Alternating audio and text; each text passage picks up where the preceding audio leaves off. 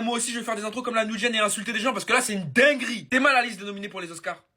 Regardez la liste. Pas de Chainsaw Man, pas de Demon Slayer, mais il y a Amélie et la métaphysique des tubes et Elio.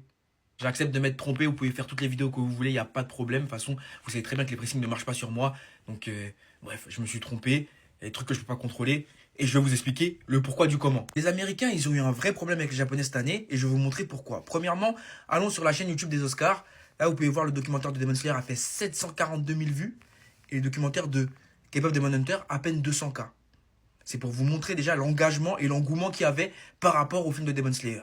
Chez eux, aux Oscars. Et ça, c'est sur la chaîne YouTube des Oscars. C'est vérifiable, vous pouvez aller vérifier, vous allez voir. Souvenez-vous que quand Demon Slayer est arrivé à commencer à scorer au box-office, Trump a augmenté les droits de douane. Parce qu'il avait le seum. Là où le boycott va loin, c'est qu'il n'y a aucun film là qui méritait d'être nommé. Aucun film. Genre là, Elio, c'est meilleur que ces 3 films-là.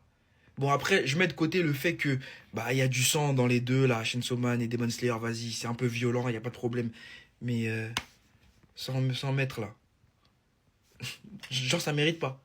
Les Oscars nous ont clairement montré que cette année, ils en avaient rien à foutre de l'animation japonaise. Oui, je dis des termes violents, mais c'est la réalité. C'est triste parce qu'on a eu des films de très très bonne facture. Les Japonais se sont tués cette année. Je pensais vraiment qu'en 2025, les animés avaient prouvé qu'ils avaient leur place dans la culture mondiale et qu'ils n'étaient pas réservés à un certain type de personnes. Je pensais vraiment que cette culture avait réussi à séduire de par ses visuels, de par ses valeurs.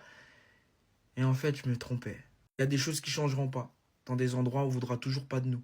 Ce résultat, je le prends vraiment comme une leçon, les gars. Va falloir travailler 4 fois, 5 fois, 10 fois plus que les autres pour obtenir quelque chose que vous méritez. Purée.